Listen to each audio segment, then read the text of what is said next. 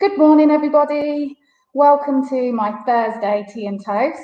Hope you are all having a good morning so far and all feeling ready for the day and ready to get going. And have you got a cup of tea ready or a cup of coffee? So it's really, really exciting this morning because I am joined by the lovely Alex. And Alex is from the Northamptonshire Community Foundation. And she's come down to tell us all about what they do there and what they're all about. So I'm going to hand over to Alex and they're going to tell us all about what they do at the Community Foundation. Morning, Alex. Hello, morning. So the Community Foundation, Northamptonshire Community Foundation, we are a place-based giver. So all around the UK, there are 46 different community foundations. And we all have our own areas, so obviously we cover Northamptonshire. And what community foundations do is work with philanthropists. So that is basically what that philanthropist work means is just a donor or somebody who wants to work with voluntary community organisations. So it's just the community courtyard. So lots of people, whether they're sort of have family funds or whether they are business owners or just somebody who's interested in the community, they want to give back in some way. And so what we do at the Community Foundation is we help them by either setting up a fund or connecting them to organisations so that they can donate some money or some time to assist them. So we also have funds that people can apply to, so organisations can apply to. And at the moment, obviously, as you can imagine, the big focus is on the coronavirus. Oh, I can imagine, yeah. And it's about getting funding out to community organisations like Community Courtyard, but other organisations that you might have heard of, like the Lowdown, or Q Space, for instance. Yeah.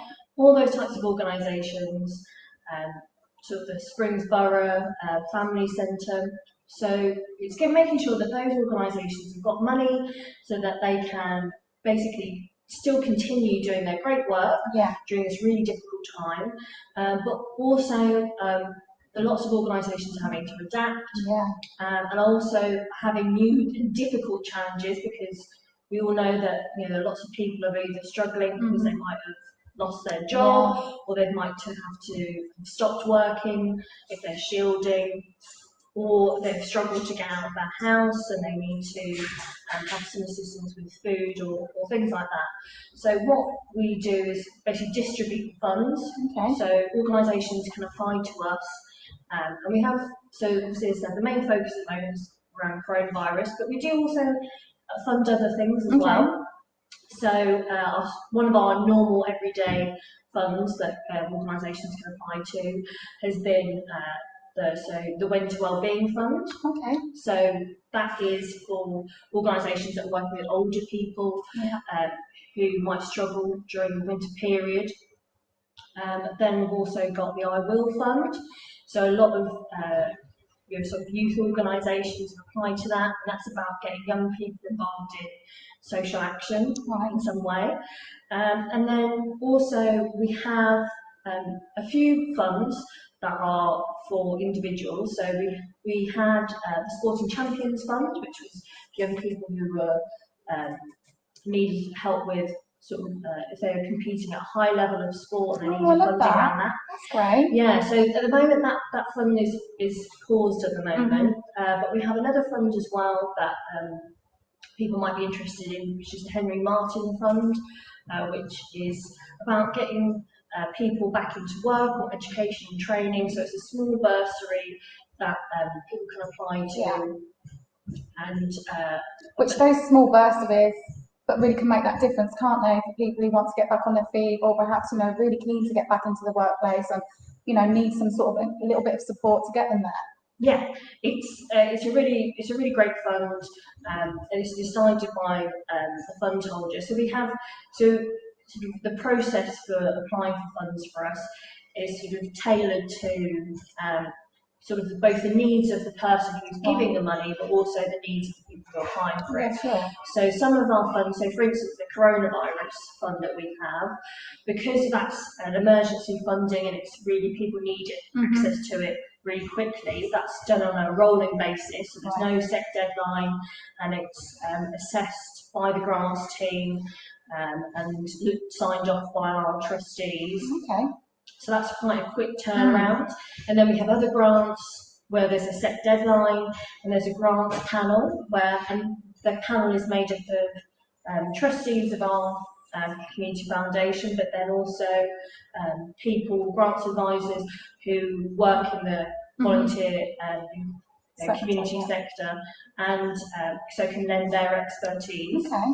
And then we have some funds like the Henry Martin Fund where that is decided by the fund holder, so they get to make the decision on that with some guidance from us and or some recommendations. Yeah.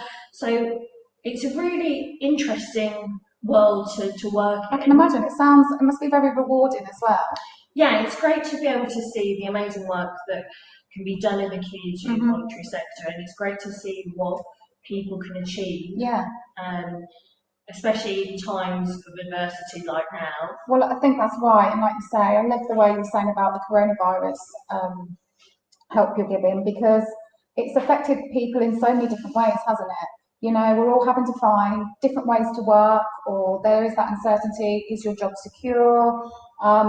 And yeah, it's just nice to hear that there's help out there for people who are struggling in this pandemic, because you sort of hear a lot of the horror stories and a lot of the, the bad, but it's really nice to hear that there is some really lovely good work going on, and there is that help out there if people, choose to sort of apply for.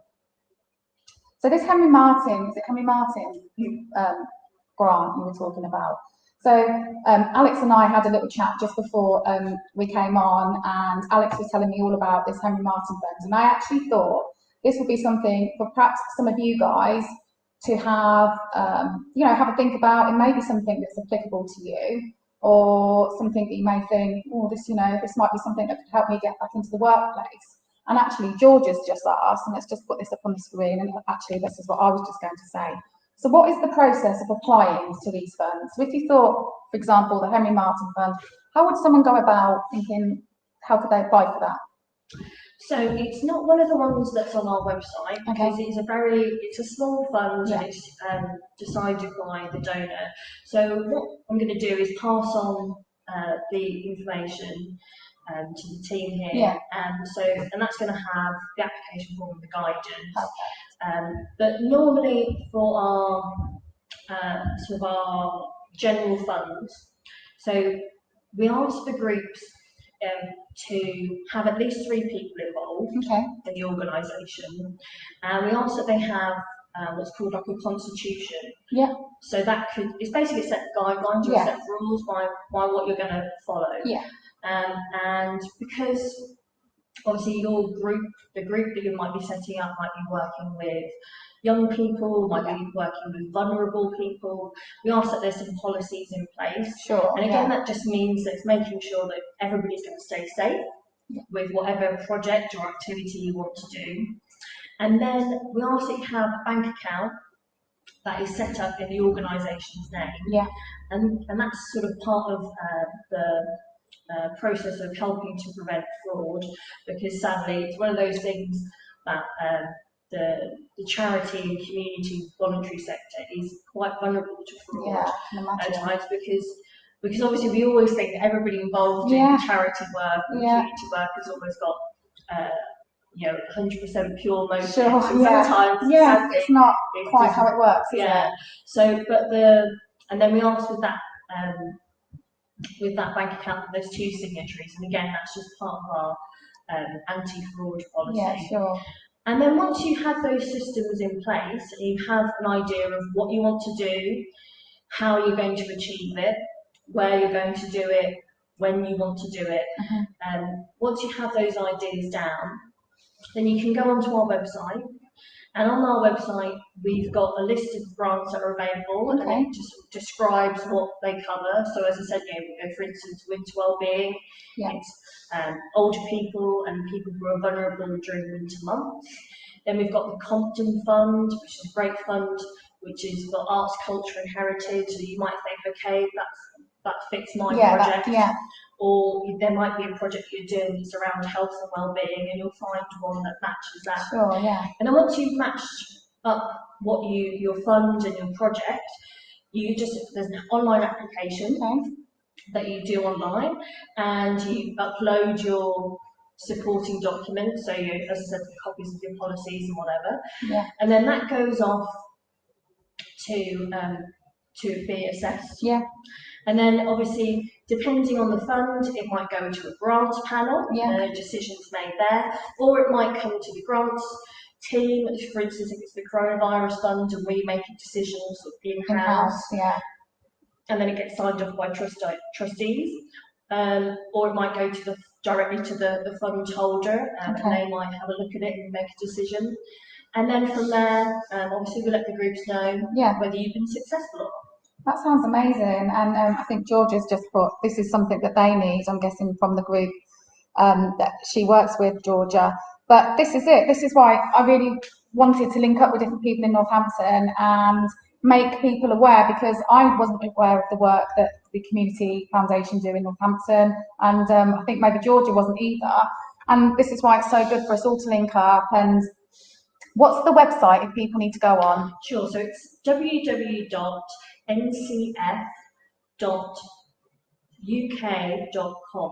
Okay, perfect.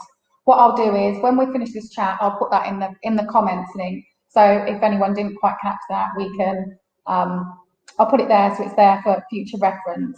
We're on Facebook as well. Oh, perfect. So you can just search Northamptonshire Community Foundation on Facebook, and our page should pop up. Oh, lovely. With links to everything as well. And do you have Instagram? We do. We have Instagram. We've got Twitter. Oh my gosh, you've got all the social media going on.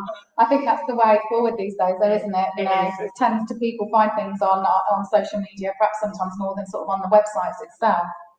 Yeah, and yesterday we had a great conversation that Bianca from Community Courtyard took part in, which is talking about poverty. Okay. Because we're linking up with the United Nations Sustainable Development Goals. Oh, wow. And the number one, obviously, development goal that we've got as part of that is eradicating poverty. Yeah, sure. So that was a really interesting conversation, and we're hoping to have more conversations down the line that are looking at those different sustainability development goals. So look out for those. You can join. How will we find out about those? So it should be, so we'll be all over our social media and our website. And normally you can book through Eventbrite. Oh, okay. So can anyone book to come on one of those? Yeah, anyone can join. Okay. And it's basically a community conversation about obviously the problems, any issues that might be facing our community, and then how they can be tackled. And we're hoping that through having these goals, it's obviously something to aim for. So the next one will be on Zero Hunger. Okay. So that's one to look out for. Yeah. I'm not 100% sure what the date will be yet, because we've only just had the poverty one. Sure. But yes, that should be the next one coming up. Oh, that's really interesting, and I like the way, it's a collaboration of all different,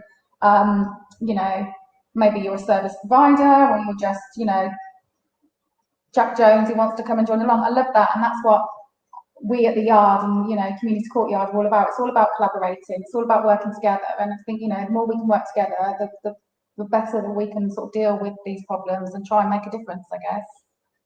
Oh, that has been so interesting this morning, Alex. Thank you so much for coming down.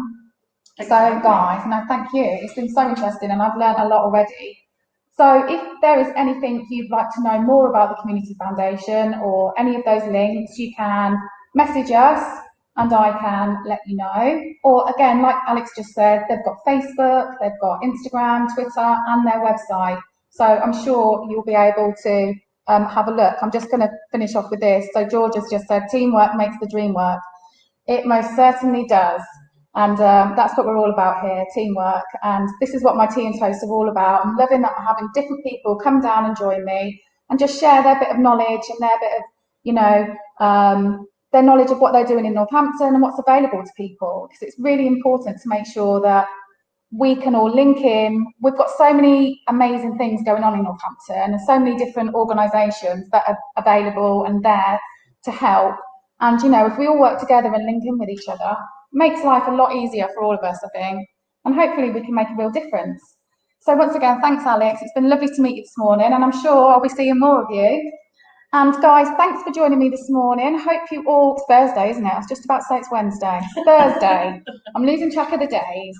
Yeah, have a great rest of your Thursday. Tomorrow morning, I'm here again for tea and toast, and I'm going to be joined by a mental health nurse tomorrow. So Friday is all about well-being. So we're going to talk a bit about mental health and perhaps how mental health has affected people during the coronavirus pandemic, which I think is really, really important at the moment. Our mental health is just as important as our physical health. So yeah, that's all about tomorrow. So come and join me tomorrow at 10:30 and have a cup of tea, and we'll have another natter with another guest speaker. So have a great day, everybody, and I'll see you all tomorrow. Bye.